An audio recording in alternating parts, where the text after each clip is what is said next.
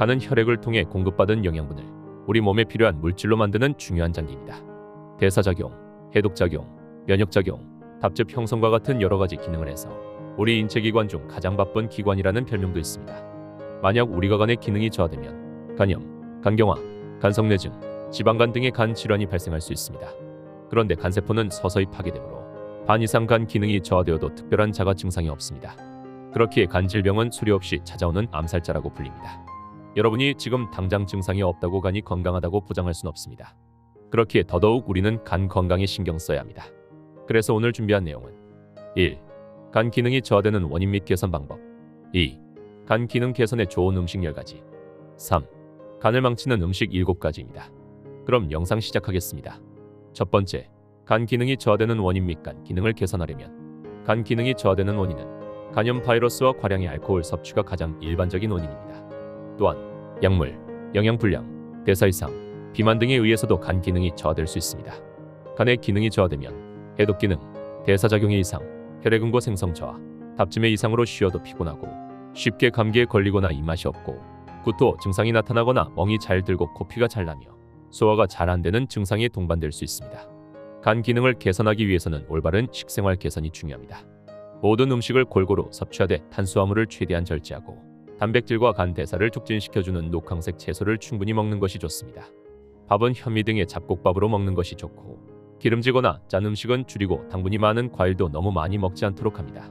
금주 또는 절주하고 적당한 운동을 하면 건강한 간을 유지하는 데 도움이 됩니다.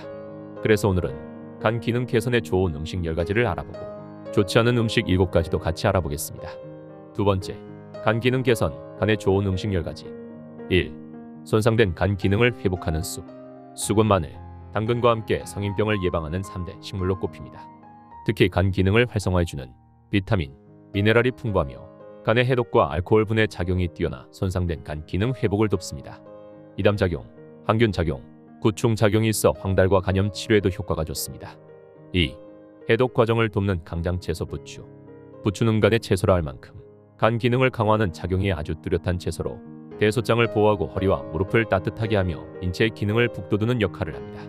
연구 결과에 따르면 부추를 장기에 섭취한 흰쥐는 하이드로사라디칼이라는 활성산소가 간에서 73%, 피부에서 79% 억제됐습니다. 3. 간암 예방하는 양송이버섯. 버섯에는 단백질이 풍부하여 손상된 간이 재생하기 위해 필요한 단백질을 공급할 수 있고 베타글루칸 성분은 면역 강화와 암 예방 및 암세포가 자라는 것을 억제합니다. 특히 양송이 추출물인 AHCC는 간암 예방 효과가 탁월합니다. 4. 환경호르몬으로부터 간을 보호하는 결명자. 환경호르몬은 간에 무리를 주고 손상을 시킬 수 있는 물질 중 하나인데 이 환경호르몬들을 흰쥐에 투여해서 실험을 한 결과 결명자를 포함한 생약 추출물에 의해 뚜렷한 독성 해독 효과를 얻을 수 있었습니다. 인체의 여러 장기에서 해독 효과를 보였지만 특히 간과 췌장에서 더 해독 효과가 나타났습니다. 5. 간을 튼튼하게 하는 칡. 칡에 들어있는 가택한 성분은 지방산이 활성산소와 결합해 생긴 유해 물질인 과산화지질이 간에 생기는 것을 막고 알코올로 인한 간 손상을 완화하여 간 기능을 높여줍니다. 가택한 성분은 우려내는 시간이 길수록 많이 나오기 때문에 칡차를 만들 때 약한 불에 오래 끓여서 마시면 좋습니다. 6. 간암을 예방하는 대추. 배추, 무 등의 채소에 들어있는 인돌 성분과 글루코시놀레이트 등의 성분에 의해 간암 억제 효과가 있습니다. 한국식품연구원 김치연구단의 연구 결과에 따르면 배추 추출물 먹은 쥐는 간암 발생률이 대조군에 비해 35% 수준으로 감소했고 무 추출물을 먹은 쥐는 간암 발생률이 45% 감소 효과가 있었습니다. 7. 간 속 효소를 활성화시키는 마늘. 마늘의 유황성분은 간암 억제에 효과적이고 알리신과 셀레늄은 간 정화에 도움을 줍니다. 알리신은 비타민 B와 결합하여 당대사를 촉진시키고 셀레늄은 활성산소를 제거해 몸의 해독 작용과 면역 기능을 높인다. 마늘은 적은 양으로도 몸속 독소를 배출하는 간 속 효소를 활성화시키는 능력을 가지고 있습니다. 8. 간에 쌓인 독 해독해주는 헛개나무. 본초 강목에서는 헛개나무가 숙취와 아주독을 해소하고 간 해독과 변비에 좋다고 나와 있습니다. 음주 전과 후에 헛개나무차를 마시면 숙취 해소에 좋고 간에 쌓인 독을 해독해줘 간 기능 개선 및 피로 해소에 효과적입니다.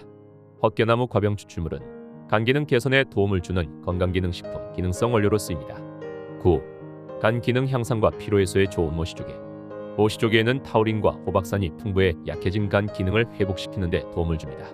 또한 간 기능에 중요한 역할을 하는 비타민 B12와 비타민 A를 많이 함유하고 있어 담즙의 대사를 활발하게 하고 피로 해소를 돕습니다.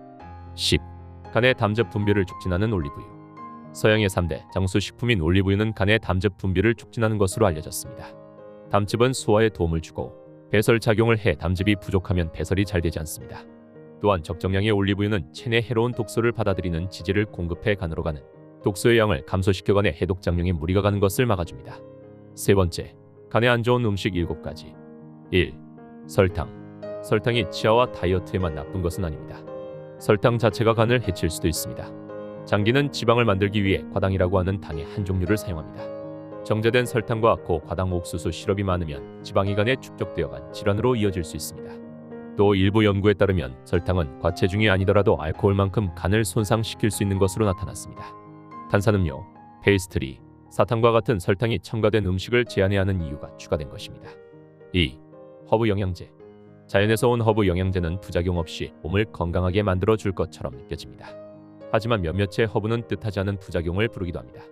예를 들어 일부 사람들이 폐경기 증상을 완화하기 위한 목적으로 사용하는 가와 뿌리는 간의 활동을 방해하는 것으로 보고된 바 있습니다. 이를 장기 복용할 경우 감염이나 간부전 등으로 이어질 수 있습니다. 허브 영양제를 사용하기 전에는 반드시 의사와 상의해서 안전한지 확인하고 복용해야 합니다. 3. 과용된 비타민 A. 비타민은 우리 몸의 직접적인 에너지원은 아니지만 살아가는 데 있어 없어서는 안 되는 필수적인 유기물질입니다. 이들은 탄수화물과 지방, 단백질이 체내에서 에너지를 제대로 생성하도록 돕고 생리 조절과 신경 안정, 두뇌 활동 촉진 등의 역할을 합니다. 신선한 과일과 채소, 특히 빨강, 주황, 노란색과 같은 식물에서 비타민을 섭취하는 게 좋지만 그럴 수 없다면 영양제도 좋은 대안이 될 수 있습니다. 다만 영양제로 비타민을 섭취할 경우에는 적정량을 지켜야 합니다. 특히 비타민 A의 경우 종합비타민, 눈영양제 등으로 중복 섭취할 가능성이 높습니다. 이를 과량 복용하면 두통, 탈모, 고관절 통증 등의 부작용을 겪을 수 있을 뿐 아니라 간 기능 이상도 나타날 수 있습니다. 특히 음주를 자주 하는 사람이 비타민 A를 섭취할 경우 간독성이 나타나기 쉽습니다. 영양제를 섭취할 때는 약사나 의사와 상의해서 중복되는 영양소가 없는지 살피고 적정량에 맞게 섭취하도록 주의해야 합니다. 비타민 A의 일일 적정 섭취량은 3000마이크로그램입니다. 4. 청량음료. 최근 연구에 따르면 청량음료를 많이 마시는 사람들은 비알코올성 지방간 질환에 걸릴 가능성이 더 높았습니다. 해당 연구팀은 음료가 지방간의 원인이라고 지목하지는 않았으나 일정한 연관성이 있을 수 있다고 추측했습니다. 청량음료는 설탕의 함량이 높은 데다 이를 몸에 빠르게 흡수시켜 비만을 초래하기 쉽습니다. 비만은 NAFLD의 주요 원인으로 지목됩니다. 이는 시간이 지나면 조직이 굳어지는 간경변으로 이어져 끝내 감암으로 발전할 수도 있습니다.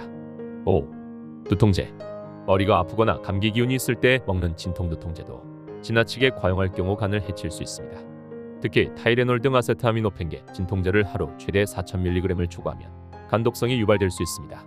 아세트아미노펜이 간에서 분해되는 과정에서 간세포를 파괴하는 독성 물질인 NAPQI가 생성되기 때문입니다.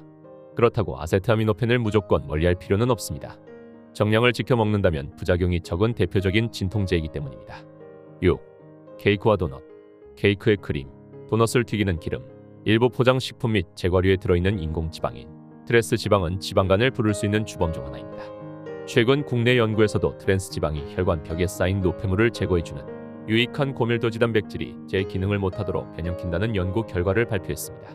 고밀도지 단백질은 사용하고 남은 콜레스테롤을 수거하여 간세포로 되돌려 담즙산으로 분해, 배설하는 혈관 청소 단백질입니다. 하지만 트랜스 지방이 이를 변형하면 역할을 제대로 수행할 수 없어 간의 부담이 커지고 지방간으로 이어지게 됩니다. 7. 딱 한 잔의 술. 술이 간에 나쁘다는 것은 익히 잘 알려진 사실입니다. 하지만 생각보다 아주 적은 양의 알코올도 간에 부담이 됩니다. 간은 술이 들어가면 통상적인 연료인 지방의 분해를 멈추고 알코올을 분해하는데 그동안 지방은 간에 머물게 됩니다. 이것이 반복되면 지방간으로 이어진다. 딱 한 잔의 칵테일만 마셔도 간 속의 지방량을 평소 3%에서 3.5%로 높아집니다. 한번 포금을 하거나 소량의 술을 꾸준히 마시는 것 모두 간이 지방을 분해하는 것을 방해해 지방간을 유발할 수 있는 행동입니다. 오늘은 간 건강 개선 방법과 개선에 좋은 음식, 안 좋은 음식을 알아봤습니다. 오늘 영상이 유익하셨다면 좋아요와 구독 부탁드립니다. 시청해주셔서 감사합니다.